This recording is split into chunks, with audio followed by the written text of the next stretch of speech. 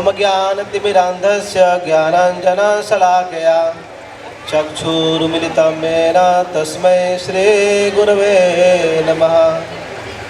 श्रीचैतन्यमनोभीष्टं स्थापितं येन भूतले स्वयं रूपा कदा मह्यं ददाति स्वपदान्तिकं।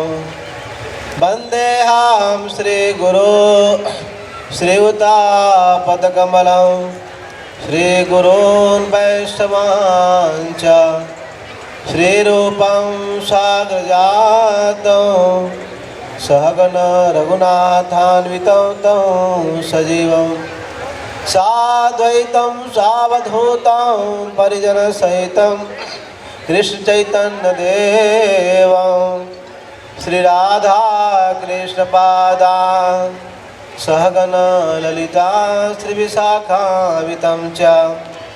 हे कृष्णा करुणा सिंधु दीनबन्धो जगत्पते गोपेश गोपिका कांत राधा कांत नमस्तुते। तप्त कांचन गौरांगे राधे वृंदावनेश्वरी विश्वभानुसुते देवी प्रणमामि हरे प्रिय। वाञ्छाकल्पतरुभ्यश्च कृपा सिन्धो भैव च पतितानां पावनेभ्यो वैष्णवेभ्यो नमो नमः। जय श्री कृष्ण चैतन्य प्रभु नित्यानंद श्री अद्वैत गदाधर शिवासादि गौर भक्तवृंद। हरे कृष्णा कृष्णा कृष्णा हरे हरे हरे राम राम राम हरे हरे। हरे कृष्णा कृष्णा कृष्णा हरे हरे हरे राम राम राम हरे हरे। हरे कृष्णा कृष्णा कृष्णा हरे हरे हरे राम राम राम हरे हरे। हरे कृष्णा। बहुत सुंदर आज की संध्या कृष्ण प्रणाम का शोभा यात्रा में आमंत्रित है सारे भक्तों का हार्दिक स्वागत। और विशेष रूप से भारी है शिवड़ के भक्तों का, विशेष रूप से रामधारी प्रभु जी का और उनके टीम का, जो हर वर्ष हर साल यह उत्सव होता है जिसमें इस्कॉन खागर के अध्यक्ष केशवदास प्रभु जी को आमंत्रित करते हैं। और प्रभु जी हर वर्ष ये फेस्टिवल अटेंड करते हैं, लेकिन इस बार भी आने वाले थे, लेकिन विशेष कुछ प्रयोजन की वजह से नहीं आ पाए। तो उन्होंने मुझको अटेंड करने के लिए भेजा। इसके लिए हम सब भक्तों का मैं आभारी हूँ।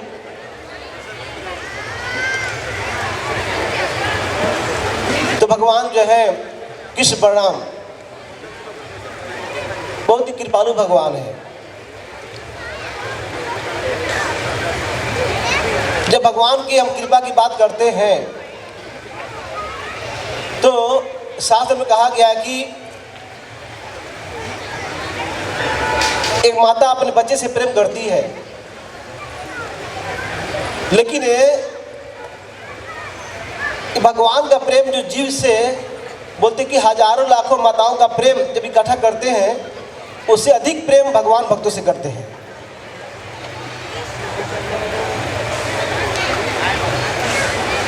तो यह है भगवान का भाव। इसलिए भगवान बोलते हैं कि साधु हृदय मह्यम, साधु वाली भक्त हमारे हृदय में वास करते हैं। साधु हृदय मह्यम साधु नाम हृदयम तो हम, और मैं भक्तों के हृदय में वास करता हूँ, क्योंकि भक्त जो है मेरे अतिरिक्त और किसी का वे ध्यान नहीं करते हैं। तो भक्त भगवान का जो संबंध है प्रेम का संबंध है, दिव्य संबंध है। ऐसे संबंध में भक्त जो है भगवान का अनिश सेवा करते हैं, नाम कीर्तन करते हैं, कथा का श्रवण कीर्तन करते हैं, और इसी में ही वे सेवा में ही आनंद लेते हैं। इसलिए भगवान गीता में बोलते हैं कि मच्चिता मत गत प्राणा बोधयंत परस्परम, कि जो मेरे भक्त हैं उनका चित्त मुझे वास करता है। मदगत प्राणा, उनका प्राण भी मुझे वास करता है। बोधयंत परस्परम, और आपस में हमारी लीलाओं की चर्चा करते हैं। ऐसे करने से तुष्यंती च रमंती च, आनंद होते हैं तुष्ट, और वे इसमें आनंद में रमण करते हैं। तो मैं देख रहा हूँ कि जब शोभा यात्रा शुरू हुआ तो सारे भक्त लोग जो है कीर्तन कर रहे हैं, डांस कर रहे हैं, और इसमें कितना आनंद की प्राप्ति कर रहे हैं। तो इसे विशेष कृपा है शिव के भक्तों के ऊपर भगवान कृष्ण बलराम जी का। कृष्ण भगवान की। तो यहाँ पर है भगवान कृष्ण का जो सबसे बड़ा जो कृपा है वो भगवद गीता। अक्सर लोग समझते हैं कि गीता जो है एक धार्मिक किताब है,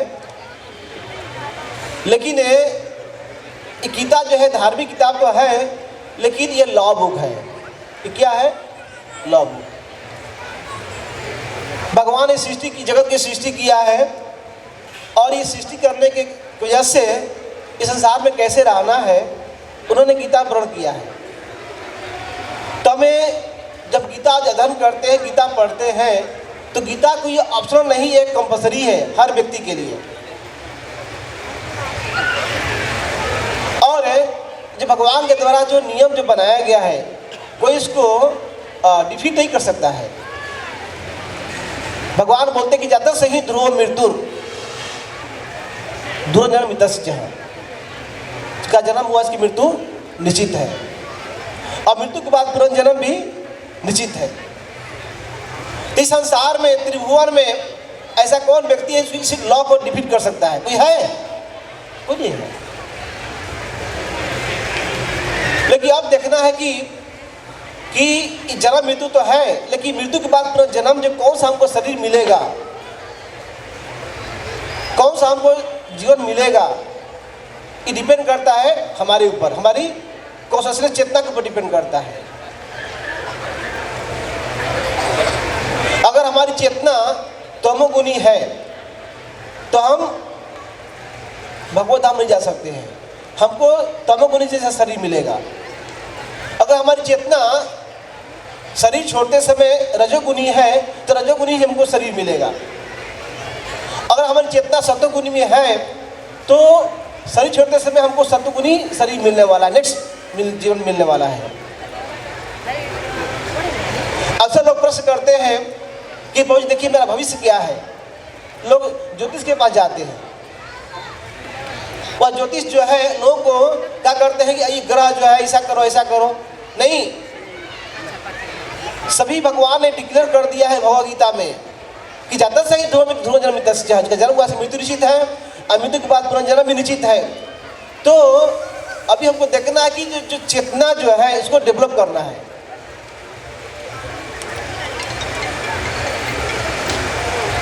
भगवान बोलते हैं कि उद्धव स्थिति सत्वस्था, सत्वगुण में शरीर छोड़ेंगे ऊपर लोग जाएंगे,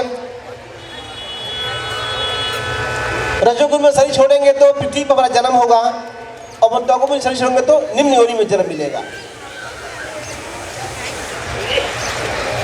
और भगवान जो नियम बनाए हैं, याति देवता देवान पितृवादी पितृवर्ता, अगर हम देवता की उपासना करेंगे देवलोक जाएंगे, स्वर्ग जाएंगे, पितरों की उपासना करेंगे पितर लोग जाएंगे, भूत प्रेत की उपासना करेंगे तो भूत लोग को जाएंगे, और मध्याजी मामनवश और मुझको अगर पूजा करोगे होता है चित्त का मार्जन होता है।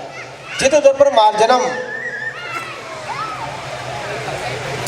हमारे चित्त में, हमारे हृदय में अनर्थ है, काम क्रोध लोभ ईर्ष्या द्वेष। यह जो अनर्थ जो है हमको इस संसार में जीवन दुखी दे रहा है। तो हरिनाम का कीर्तन करने से इस चित्त का मार्जन होता है। और ये दवाग्नि जो है त्रय ताप, इससे हमको राहत मिलती है।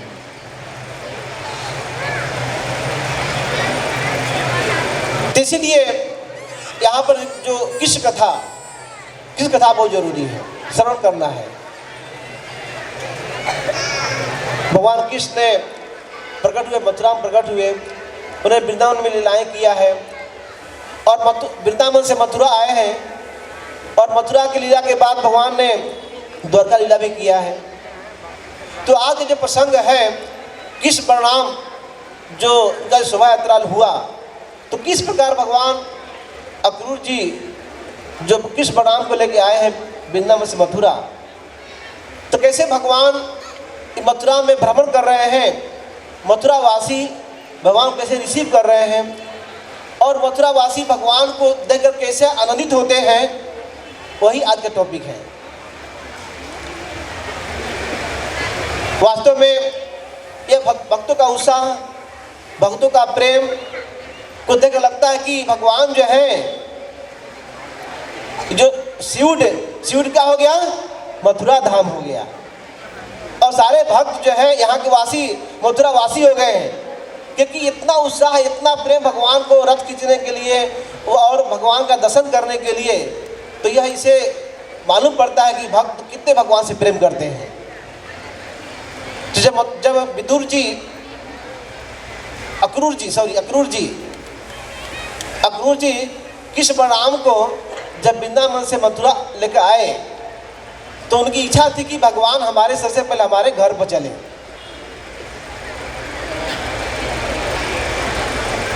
लेकिन भगवान क्या बोलते हैं कि नहीं, अभी आप अपने घर पर जाइए और कंस को यह मैसेज दीजिए कि मैं आ गया हूं। उनको भेज दिया। लेकिन अक्रूर जी की इच्छा क्या है, बोलते कि प्रभु मैं तो साधारण गृहस्थ भक्त हूं, अगर आप हमारे घर पर चलते हैं तो इससे हमारा घर पवित्र हो जाएगा। मैं एक समान गृहस्थ हूं, विधिवत यज्ञों का पालन करने वाला हूं, अतः आपसे एक चरण कमलों में की धूलि से मेरे घर पवित्र हो जाएगा, और इस सुधी से मेरे पितर यज्ञ अग्नियां सारे देवता तुष्ट हो जाएंगे। वास्तव में जो भगवान, जिस घर में भगवान की स्थापना होती है, जिस घर में भगवान की पूजा होती है, तो घर जो है बंधन कारण नहीं, मुक्ति कारण बनता है। और इसका विवरण बताया गया कि भागवतम क्या है, भगवान का एक अवतार है।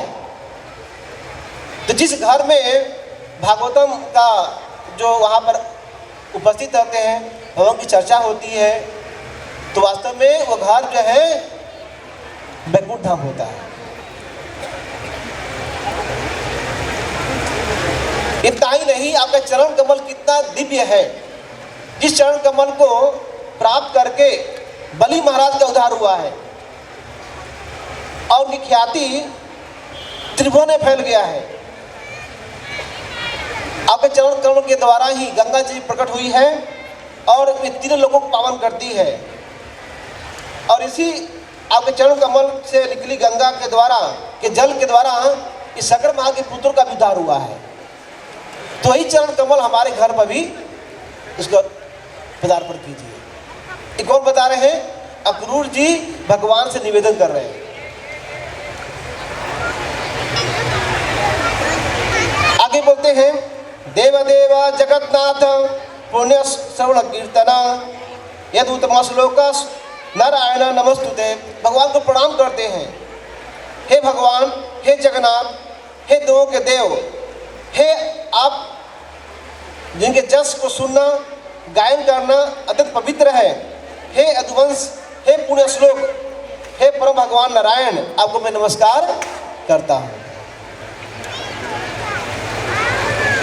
तो भगवान उनकी प्रार्थना से बहुत प्रसन्न है और बोलते कि मैं आपके घर पर अवश्य आऊँगा, लेकिन अभी हमको कुछ जो है कार्य बाकी है, तो पूर्ति करके मैं आपके घर पर आऊँगा।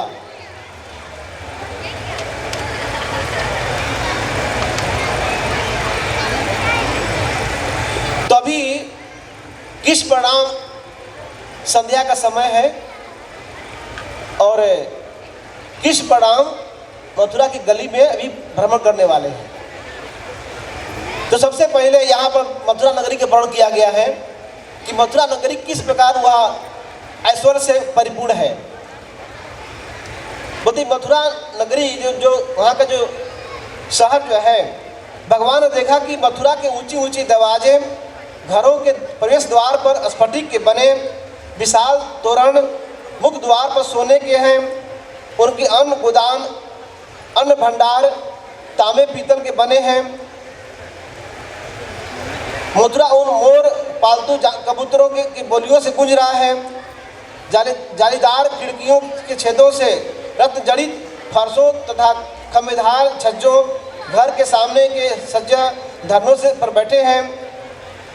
ये सज्जे और धरने बेदुर मणियों से बने हैं। हीरों, स्फटिकियों, नीलमों, मूंगों, मोतियों, हरित मणियों से सजाए गए हैं। राजमार्ग व्यापारिक गलियों में जल के छिड़काव हुआ है और घरों के दरवाजे के प्रवेश मार्ग पर जल से भरे घड़े शोभा दे रहे हैं। आम की पत्तियों से अलंकृत किया गया है। दही चंदन से लेप पोता गया है। उनके चारों ओर फूलों की पंखुड़ियाँ फीते लिपटे हुए हैं। उनके घरों के पास झड़ियाँ दीपों से पकती, फूलों के गुच्छे केलों के सुपारी से बिछे तने हुए थे। सब सजाया गया है, भगवान के स्वागत तय किया गया है। और अभी जो मथुरा वासी हैं, जो खास करके वहाँ के जो स्त्रियाँ हैं, जैसे मालूम पड़ता है कि किस परिणाम आ रहे हैं तो ये तैयार हो जाते हैं। मथुरा की स्त्रियाँ जल्दी जल्दी एकत्र हुई और जैसे ही वसुदेव के दोनों पुत्र अपने ग्वाल बालों मित्रों से घिरे हुए राजमार्ग पर के नगर में प्रवेश हुए, उनके देखने आई। कुछ स्त्रियां उन्हें देखने की उत्सुकता से अपने घरों के छतों पर चढ़ गई। तो मार्ग के दोनों तरफ बिल्डिंग है और दोनों की छत पर सभी चढ़ गए भगवान को देखने के लिए। तो इतना भगवान को दर्शन करने के लिए उत्सुकता है कि अपना अलंकार को भी ध्यान नहीं कर रही है। अपना जो ड्रेस पहने हुए हैं उसको भी उनका ध्यान नहीं है। क्यों? क्योंकि समय बहुत कम है, भगवान को दर्शन करना है। कुछ स्त्रियां अपने वस्त्रों और गहनों उल्टे पहन लिए कि मन में भाव क्या है कि भगवान का दर्शन करना है, समय बहुत कम है। कुछ अपना कुंडल पायल पहनना भूल गई है। अन्यों ने केवल एक आंख में अंजन लगाया। तो इतना जल्दीबाजी है, इतना उत्सुकता है, कंठा है दर्शन करने के लिए कि अपना ये शारीरिक जो शुद्ध बुद्ध है वो सब भूल गए हैं। तो वास्तव में ये भगवान का दर्शन करना, भगवान का के सामने उनको प्रणाम करना इतना ही दिव्य है कि हम जो वह जो स्थिति है हम भूल जाते हैं। वास्तव में उससे ऊंची स्थिति है। कुछ तो जो भोजन कर रहे हैं भोजन करना छोड़ दिए। कुछ स्त्रियां उपटन लगा रही थी, उसको छोड़ के चली गई। कुछ सो रहे थे, वो शोर को सुन के जैसे भगवान आने वाले हैं सब उठ कर दर्शन करने के लिए हैं। कुछ माताएं बच्चों को दूध पिला रही थी, उसको बच्चे को रख करके चले गए दर्शन करने जाए। तो यह है उत्कंठा। अभी भगवान जो है सारे मथुरावासी को दर्शन करके आगे बढ़ रहे हैं। तो इतना बताया जा रहा है कि भगवान अपने साहसिक लीलाओं का स्मरण करके मुस्कुराते हुए कमल नेत्रों वाले भगवान ने अपने चितवन से सारे मथुरावासी के मन को मोह लिया। वे शाही हाथियों की तरह मतवाले चल रहे हैं। उनके दिव्य शरीर से उन स्त्रियों के नेत्र के लिए उत्सव बना हुआ है। उनका यह शरीर दिव्य देवी लक्ष्मियों के आनंद का स्रोत है। तो भगवान है, उनको किसी से भय नहीं है। हालांकि उस समय कंस का बहुत बड़ा भय था पूरा मथुरा में, लेकिन भगवान को किसी से भय नहीं है। क्यों? क्योंकि वे 6 ऐश्वर्य से परिपूर्ण है। वे उनको मालूम है कि जिनके भय भी जिसे भय डरता है, जिसे भय से काल भी जिसे डरता है, तो भगवान किसी से भय नहीं है। लेकिन जगत में हम देखते हैं कि हमको मृत्यु का भय है, तो भय से जो है हम भरे हुए हैं। लेकिन भगवान किसी से भय नहीं है। मथुरा की स्त्रियों ने कृष्ण के विषय में बार बार सुन रखा था, अतः उनके दर्शन पाते ही उनका हृदय द्रवित हो उठा। तो वास्तव में जो मथुरा वासी हैं, ये वृंदावन के जो दूध दही बेचने के लिए आते थे मथुरा में, तो वे भगवान के लीलाओं का वे कीर्तन करते थे। तो वृंदावन वासियों के मुख से जब भगवान के बारे में सुनते कि भगवान कितने सुंदर हैं, उनके नेत्र कितने सुंदर हैं, उनका हर अंग कितना सुंदर है, तो उनके बारे में सुन करके उनके भगवान को देखने के लिए आतुरता उनको बढ़ गई है। वास्तव में जितना भगवान के बारे में सुनेंगे उतना ही हमारा भगवान को प्राप्त करने की उत्कंठा बढ़ेगी। तो यहाँ पर श्रवण की बहुत महिमा है।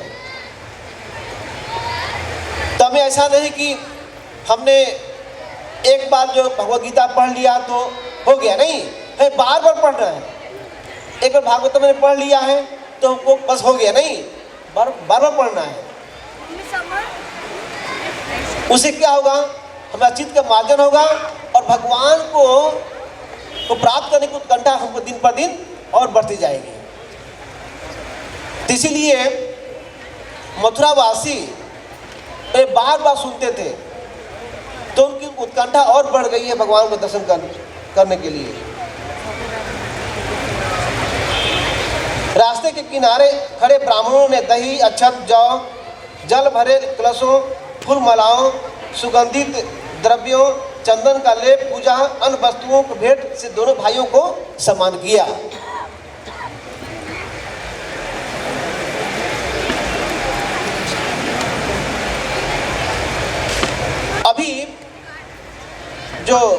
अभी मथुरावासी जो हैं भगवान को देख करके बहुत ही आनंदित हैं और वे वृंदावन वासियों के गुणगान कर रहे हैं कि वृंदावन वासी कितने भाग्यशाली हैं कि वे कृष्ण बलराम का उनका सेवा का लाभ प्राप्त कर रहे हैं। मथुरावासी बहुत ही बोल रहे कि ओहो, समस्त मानव जाति को अत्यधिक आनंद प्रदान करने वाले कृष्ण बलराम को निरंतर देखते रहने के लिए गोपियों ने कौन सा कठोर तपस्या किया है कि बिना भक्ति का, बिना तपस्या का हम भगवान की प्राप्ति नहीं कर सकते हैं। तो ये वृंदावन वासी साधारण ये जीव नहीं है कि भगवान नित्य पार्षद हैं। उन्होंने पूर्व जन्म में तपस्या किया है, भक्ति किया है, जिनके फलस्वरूप भगवान उनके साथ लीला कर रहे हैं। इसीलिए ये हमको शिक्षा मिलती है कि अगर भगवान की प्राप्ति करनी है तो तपस्या करना पड़ेगा। वो तपस्या क्या है? इस कलयुग की तपस्या यही है कि हमें एकादशी व्रत करना है, हमें भगवान का नाम का जप करना है, हमें 4 नियम का पालन करना है। ये तपस्या है। वास्तव में ये तपस्या भी नहीं है। ये तपस्या हम इसलिए मानते हैं क्योंकि हमारी जो आदतें हैं गलत हो गई है। लेकिन जो भक्ति का जो नियम है वास्तव में तपस्या नहीं है, ये तो आनंद की विषय वस्तु है। ब्रह्म मुहूर्त में उठना, एकादशी का व्रत करना, 4 नियम का पालन करना, ये तपस्या नहीं है, ये तो आनंद की वस्तु है। लेकिन चूंकि हमारा आदत गलत हो गया है तो इसकी वजह से लोग तपस्या लग रहा है हमको। भगवान क्या कहते हैं, भगवान कृष्ण ने कहा कृपया हम दोनों को, अभी भगवान जो है अनेक अनेक भक्तों से मिलते हैं और उन पर कृपा प्राप्त करते हैं, जिसमें कि एक धोबी मिला भगवान को और एक माली मिलते हैं जो भगवान का वस्त्र, उन्होंने हार पहनाया है। कुब्जा का उनको भेंट होती है, कुब्जा ने चंदन लगाया भगवान को। और वहाँ के मथुरा वासी के जो हैं वे व्यापारी लोग, बिजनेसमैन, वो भगवान को कुछ भेंट दिए हैं। तो अलग अलग भक्तों ने भगवान को सेवा किया है। तो भगवान का थोड़ा भी सेवा करते हैं तो भगवान बोलते कि उसको कितना उसको कृपा करते हैं, यह वर्णन किया गया है। तो सबसे पहले भगवान को मिला धोबी, तो भगवान बोलते कि देखो अभी हमको जो कपड़े हमको दे दीजिए, क्योंकि हम लोग तो वृंदावन से आए हैं और कपड़े हमारे अच्छे नहीं हैं। तो धोबी वास्तव में कंस का धोबी था। तो कंस धोबी जो है भगवान से अच्छा बर्ताव नहीं किया। धोबी कहते कि अरे ये बालक, तुम पर्वतों और जंगलों में रहने वाले हो और फिर भी तुम इस वस्त्र को पहनना चाहते हो, यहाँ से भाग जाओ। ऐसा उसको मालूम नहीं कि भगवान है। तो भगवान ने क्या किया, भगवान ने उसको एक तिनका के द्वारा उसका वध कर दिए, यानी जो भगवान के द्वारा जब मारा भी गया तो उसका उद्धार हो गया।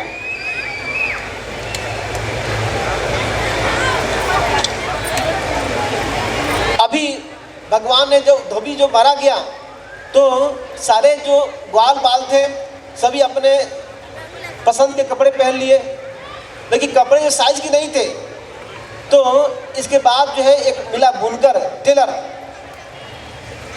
तो टेलर जैसे देखा भगवान के पास आया तो भगवान ने क्या किया, भगवान को उन्होंने सारे जो कपड़े जो हैं साइज से सी दिया, ड्रेस सी दिया। एक बुनकर आया, दोनों विभूतियों के प्रति स्नेह से मजबूत होकर रंग बिरंगे वस्त्र वाले से उन्हें पोशाक सजा दिया। कृष्ण बलराम अपनी अपनी अद्भुत रीति से सजाई गई विशिष्ट पोशाक से स्वाभिमान लगने लगे। ये उत्सव के समय सजाए गए श्वेत तथा श्याम हाथी के बच्चों की जोड़ी के समान लग रहे थे। तो कृष्ण बलराम जो है बहुत सुंदर लग रहे हैं और भगवान ने उसको आशीर्वाद क्या दिया, तस्य प्रसन्नम भगवान प्रदाता सारूप्यम आत्मनः श्रियम च परमाम लोके बला ऐश्वर्य स्मृति इंद्रियम। देखिए, एक जो टेलर मात्र उनको भगवान को पोशाक सीख दिया है, छोटी सेवा किया है, भगवान को क्या आशीर्वाद देते हैं कि मृत्यु के बाद भगवान जैसा स्वरूप प्राप्त करके मोक्ष प्राप्त करेगा और जब तक इस लोक में रहे तब तक परम ऐश्वर्य, शारीरिक बल, प्रभाव, स्मृति और इंद्रिय शक्ति का भोग करेगा। इसलिए भगवान गीता बोलते हैं कि सुअल्पधर्मस्तरायितो महतो भयात्। थोड़ा ही भगवान को हम सेवा करते हैं तो बड़े से हमको अच्छा होती है, छोटी भी सेवा करते हैं। इवन भगवान के एक बार हम प्रणाम भी कर दिए तो भगवान उसको सारा जो पाप को दूर कर देते हैं। इसलिए भागवतम का एक श्लोक है, अंतिम श्लोक, कि नाम सकित से सर पाप प्रणाशनम प्रणामो दुख समरम तन्नामी हरि परम। जिनके नाम संकीर्तन करने से सारा पाप नष्ट होते हैं और एक बार प्रणाम करने से भगवान क्या होता है, सारा जो दुख दूर हो जाता है। हरे कृष्णा कृष्णा कृष्णा हरे हरे, हरे राम राम राम हरे हरे। इसके बाद भगवान आगे बढ़े तो एक सुदामा माली से भेंट होती है। सुदामा माली जैसे भगवान को देखे तो बहुत ही प्रसन्न हो गए। भगवान को देखे तो उन्होंने प्रणाम किया भगवान को। इसके बाद उन्होंने उनका चरण को धोए, अर्घ माला पान चंदन लेप अनुपारों से उनकी पूजा किया। अभी ये माली जो है भगवान का स्तुति कर रहे हैं, हे प्रभु अब मेरा जीवन पवित्र हो गया, मेरा परिवार धन्य हो गया, क्योंकि अब आप दोनों मेरे यहाँ आए हो, अतः मेरे पितर देवता ऋषिगण सभी मुझ पर नीचे ही तुष्ट हुए हैं। जैसे आप भगवान को पसंद करते हो तो भगवान के पसंद होने से सारा सब पसंद हो जाते हैं। हमको अलग से देवताओं की पूजा करने की जरूरत नहीं है, क्योंकि भागवतम का एक बहुत सुंदर श्लोक है, यथा तरो मूल निषेचनेना तृप्यंत स्कंद भुजोपशाखा प्राणोपहारस्ते इंद्रियाणाम सर्वाणाम अच्युत ईजहा।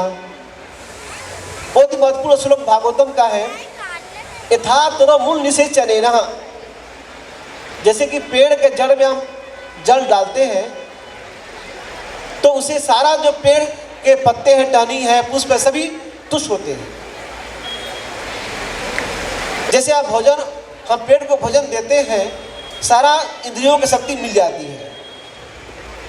उसी प्रकार अच्युत भगवान कृष्ण की उपासना करते हैं, उसे सारा जितने भी देवी देवता हैं सभी संतुष्ट हो जाते हैं। और इसी बात को यहाँ पर सुदामा माली भी बता रहे हैं कि हे भगवान, आपकी पूजा करने से मेरे पितर लोग, देवता लोग, ऋषिगण सभी तुष्ट हो जाते हैं। इस शास्त्र का ये वाक्य है।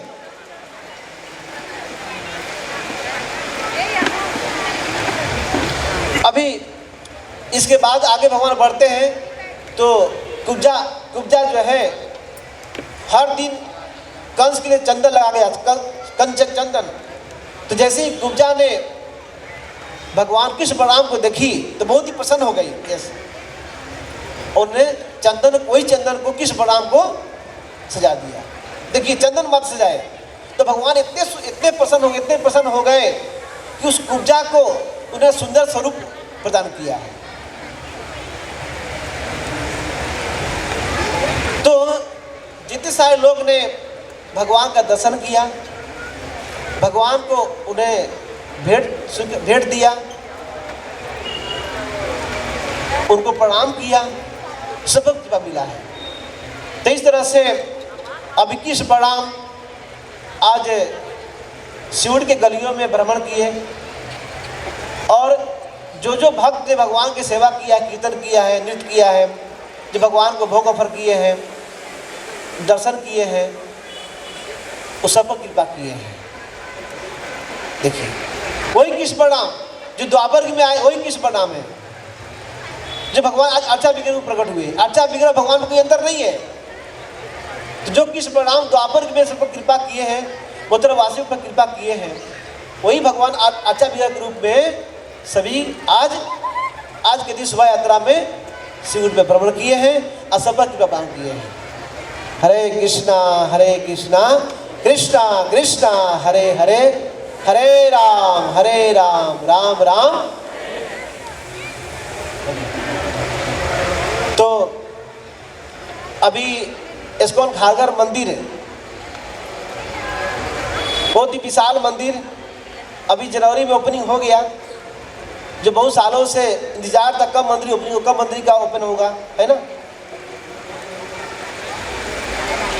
तो अभी राधा मदन मोहन जी, लता विशाखा जी हैं, सीताराम हनुमान जी हैं, गौरीताई जी हैं, और अब जी हजारों लाखों लोग दर्शन करने के लिए आ रहे हैं। तो वास्तव में अभी भगवान को सेवा करने का जो है अवसर मिल रहा है सबको। तो सारे भक्तों को हम इसको खारघर की ओर से आमंत्रित कर रहा हूँ कि आप सभी लोग खारघर में आइए और साथ में और लोगों को भी लेके आइए, क्योंकि यह मनुष्य जीवन जो है बहुत अनेक जुनियों के बाद प्राप्त हुआ है। और विशेष रूप से इस कलयुग में भगवान की प्राप्ति करना है तो बहुत ही आसान है। मात्र भगवान का नाम कीर्तन करने से, मात्र भगवान का कथा श्रवण करने से, सेवा करने से आप भगवान की प्राप्ति कर सकते हैं, जो कि इसको प्राप्त करना सतयुग में, त्रेता द्वापर युग में बहुत ही कठिन था, लेकिन कलयुग में बहुत ही आसान हो गया है। तो इस अवसर का लाभ उठाते हुए आप सभी भक्तों से निवेदन है कि आप सब लोग यशवंत खारघर मंदिर में आइए और भगवान का दर्शन कीजिए और अपने संबंध भगवान से जोड़िए। हरे कृष्णा कृष्णा कृष्णा हरे हरे, हरे राम राम राम हरे हरे। कई बहुत भी ये तो बड़ा प्रसंग है, लेकिन संक्षेप में तो बताऊंगा कि भगवान जो आगे बढ़े। अभी संध्या रात्रि का समय हो गया, ठीक है, इसी समय जो प्रसंग इसी समय का है। और किस बलराम जो वृंदावन से जो ग्वाल आए थे उनके पास जाते हैं, रात्रि का विश्राम करते हैं, और विश्राम करने के पहले भगवान ने क्या खाया? खीर, स्वीट राइस, भागवतम में लिखा हुआ है। उन्होंने उसका भोग स्वीकार किया, उसके भगवान शयन कर गए। नेक्स्ट डे दूसरे दिन जाते हैं कहाँ पर? मल्ल युद्ध के जाते हैं। तो आज का जो टॉपिक है यहीं तक हम विराम देता हूँ, और कल के लिए आप लोग मंदिर में आइए। हरे कृष्णा। श्रील प्रभुपाद की।